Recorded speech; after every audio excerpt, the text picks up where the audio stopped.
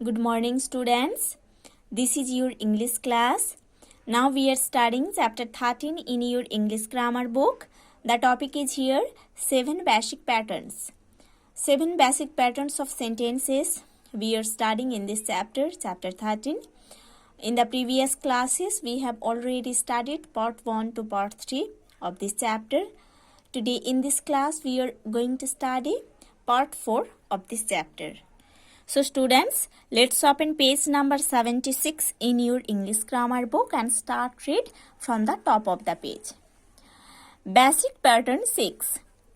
Subject, verb, indirect object, direct object. Basic pattern 6 में जो sentence का स्ट्रक्चर है, उस सेंटेंस के पहले सब्जेक्ट रहता है, उसके बाद वर्ब रहता है, उसके बाद इनडायरेक्ट ऑब्जेक्ट रहता है, उसके बाद डायरेक्ट ऑब्जेक्ट रहता है. ओके. बेसिक पैटर्न 6 में जिस सेंटेंस के बारे में हम पढ़ रहे हैं या पढ़ेंगे, उसी सेंटेंस में पहले सब्जेक्ट है, देन वर्ब है, उसके बाद इनडायरेक्ट ऑब्जेक्ट है, उसके बाद डायरेक्ट ऑब्जेक्ट है. Look at the following table. अभी फॉलोइंग टेबल जो दिया गया है उसको पढ़ना है. ओके. देखो, ये सेंटेंस स्ट्रक्चर इधर दिया गया है. पहले सब्जेक्ट है, उसके बाद वर्ब है, उसके बाद इनडायरेक्ट ऑब्जेक्ट, उसके बाद direct object. Number 1 example, the teacher asked Ananya a question. ये जो सेंटेंस है, इस सेंटेंस में सब्जेक्ट है द टीचर, आस्क्ड है वर्ब, अनन्या है इनडायरेक्ट ऑब्जेक्ट, अ क्वेश्चन है डायरेक्ट ऑब्जेक्ट. ओके.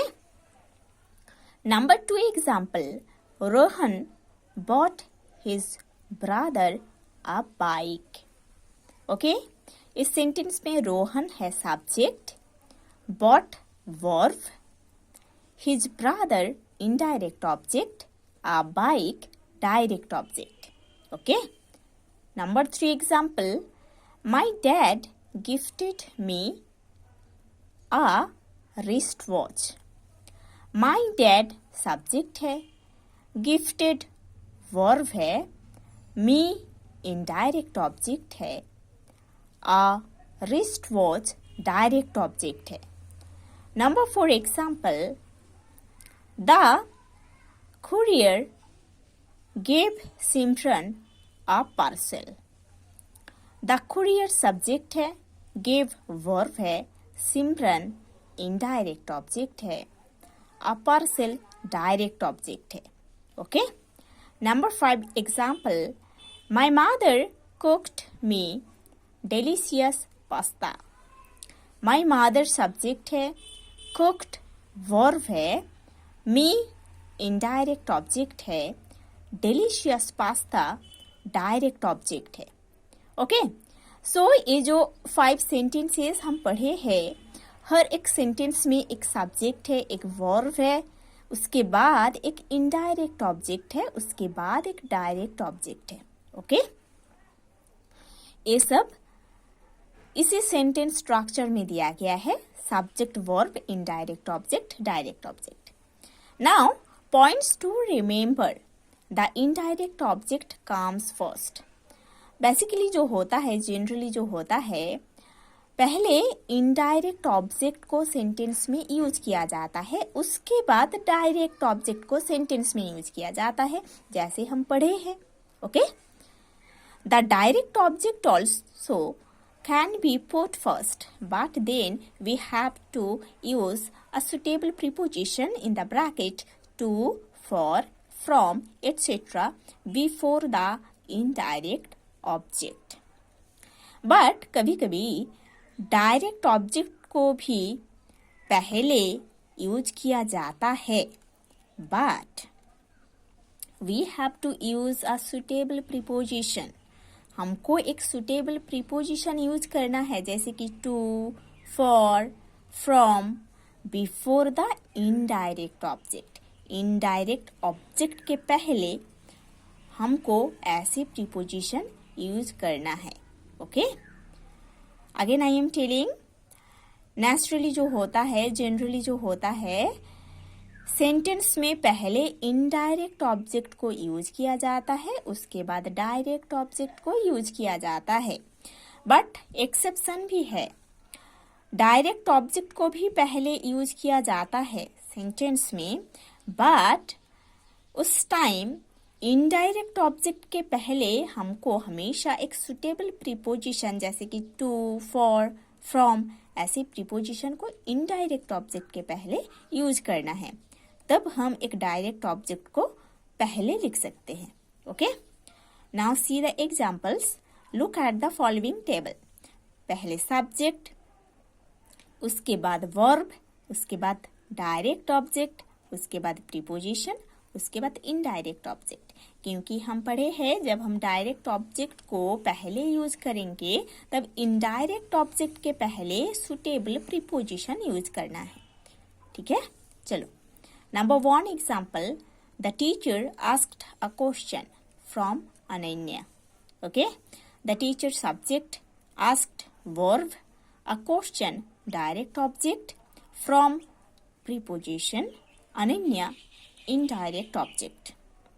ओके, देखो इस सेंटेंस में डायरेक्ट ऑब्जेक्ट अ क्वेश्चन पहले यूज हुआ है, इनडायरेक्ट ऑब्जेक्ट अनन्या बाद में यूज हुआ है, बट उस इनडायरेक्ट ऑब्जेक्ट अनन्या के पहले एक सुटेबल प्रीपोजिशन फ्रॉम यूज हुई है। Number 2 example, Rohan bought a bike for his brother. Rohan subject, bought verb, a bike direct object, for preposition, his brother indirect object. इस सेंटेंस में भी डायरेक्ट ऑब्जेक्ट अ बाइक पहले use हुआ है, but indirect object his brother के पहले एक suitable preposition for use हुई है। Number 3 example, my dad gifted a wrist watch to me. My dad subject है, गिफ्टेड वर्ब है, अ रिस्ट वॉच डायरेक्ट ऑब्जेक्ट है, टू प्रीपोजिशन है, मी इनडायरेक्ट ऑब्जेक्ट है। ओके, सो इस सेंटेंस में भी डायरेक्ट ऑब्जेक्ट रिस्ट वॉच पहले यूज हुआ है, इनडायरेक्ट ऑब्जेक्ट मी बाद में यूज हुआ है, और उस इनडायरेक्ट ऑब्जेक्ट मी के पहले एक सुटेबल प्रीपोजिशन टू यूज हुई है। Number 4, the courier give a parcel to Simran. The courier subject है, गिव वर्ब है, अ पार्सल डायरेक्ट ऑब्जेक्ट है, टू प्रीपोजिशन है, सिमरन इनडायरेक्ट ऑब्जेक्ट है। इस सेंटेंस में भी डायरेक्ट ऑब्जेक्ट अ पार्सल पहले यूज हुआ है, सिमरन इनडायरेक्ट ऑब्जेक्ट बाद में यूज हुआ है, और उस इनडायरेक्ट ऑब्जेक्ट सिमरन के पहले एक सुटेबल प्रीपोजिशन टू यूज हुई है। Number 5 example, my mother cooked delicious pasta for me. My mother subject है, कुक्ड वर्ब है, डिलीशियस पास्ता डायरेक्ट ऑब्जेक्ट है, फॉर प्रीपोजिशन है, मी इनडायरेक्ट ऑब्जेक्ट है। इस सेंटेंस में भी डायरेक्ट ऑब्जेक्ट डिलीशियस पास्ता पहले यूज हुआ है, इनडायरेक्ट ऑब्जेक्ट मी बाद में यूज हुआ है, बट उस इनडायरेक्ट ऑब्जेक्ट मी के पहले एक सुटेबल प्रीपोजिशन फॉर यूज हुई है। Okay, so students, you have to study properly basic pattern 6 sentence structure, subject verb indirect object direct object and the exception that is given here. You have to study also. In the next class we will study basic pattern 7 of sentence of this chapter.